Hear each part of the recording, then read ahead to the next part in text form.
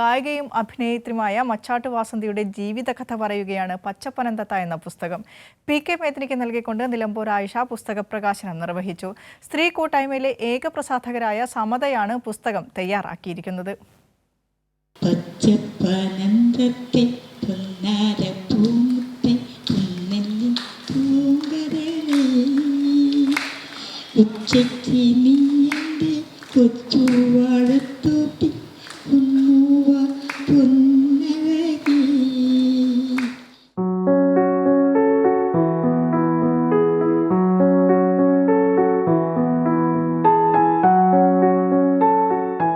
മച്ചാട്ട് വാസന്തിയുടെ പാട്ടുകൾക്ക് ഒരു കാലത്തിന്റെ അടയാളപ്പെടുത്തലുണ്ട്.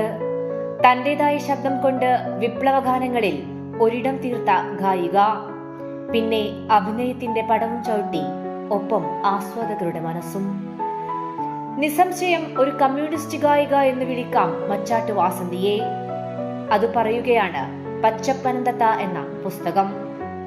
അത്ര മനോഹരമല്ലാത്ത വഴികളായിരുന്നിട്ടും മച്ചാട്ട് കൃഷ്ണന്റെ മകളെന്ന അർഹതപ്പെട്ട അഹങ്കാരത്തോടെ ജീവിതത്തെ നേരിട്ടവൾ. EK നായനാരുടെ നിർബന്ധത്തിന് വഴങ്ങി ആദ്യത്തെ വിപ്ലവഗാനം, പിന്നെ അങ്ങോട്ട് നിരവധി. ബലികുടീരങ്ങളെ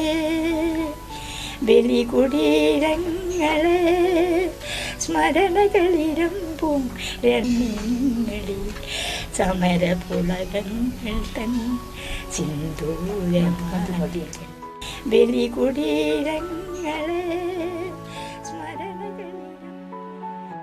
ജീവിച്ച വഴികളെല്ലാം വരച്ചു കാട്ടുന്നുണ്ട് പച്ചപ്പനന്തത്തയിലെ ഓരോ താളുകളിലും. പുസ്തക പ്രകാശന രംഗത്ത് ഇടം കണ്ടെത്തിയ തൃശൂർ സമതയാണ് പച്ചപ്പനന്തത്തയുടെയും പ്രസാധകർ. സമതയുടെ 98ാമത്തെ പുസ്തകമാണ് പച്ചപ്പനന്തത്ത.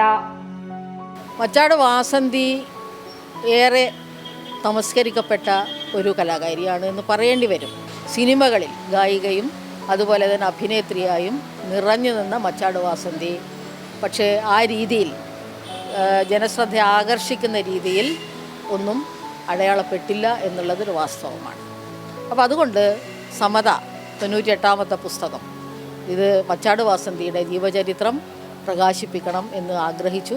അവർ കടന്നുപോയ വഴികളുണ്ട്, അത് നമുക്ക് അവർക്ക് കൈപ്പേറിയ ഒരു ജീവിതാനുഭവം പകർന്നു നൽകിയ അനുഭവമൊക്കെ ഉണ്ട്. അതോടൊപ്പം തന്നെ ജനതയെ വിസ്മയിപ്പിച്ചുകൊണ്ട് പാട്ടുപാടിയ ആ കാലത്തേക്ക് ഒന്ന് തിരിഞ്ഞു നോക്കുന്ന വളരെ ശ്രദ്ധേയമായിട്ടുള്ള പുസ്തകം. കോഴിക്കോട് ടൗൺ ഹാളിൽ നടന്ന ചടങ്ങിൽ നിലമ്പൂർ ആയിഷയാണ് പുസ്തക പ്രകാശനം നിർവഹിച്ചത്. വിപ്ലവ ഗായിക PK മേദിനി പുസ്തകം ഏറ്റുവാങ്ങി. ചടങ്ങിൽ സമത രണരീതി പുരസ്കാരം മച്ചാട്ട് വാസന്തിക്ക് സമ്മാനിച്ചു. ഭാനുപ്രകാശാണ് പുസ്തകത്തിന്റെ രചയിതാവ്. മച്ചാട്ട് വാസന്തിയുടെ ജീവിതത്തെ ലളിതമായി വായിച്ചെടുക്കാം പച്ചപ്പനന്തത്ത എന്ന പുസ്തകത്തിലൂടെ. ഒരു കാലത്തേക്കുള്ള കാത്തുവെപ്പ് കൂടിയാവുകയാണ് ഈ പുസ്തകം. കൈരളി ന്യൂസ്, കോഴിക്കോട്.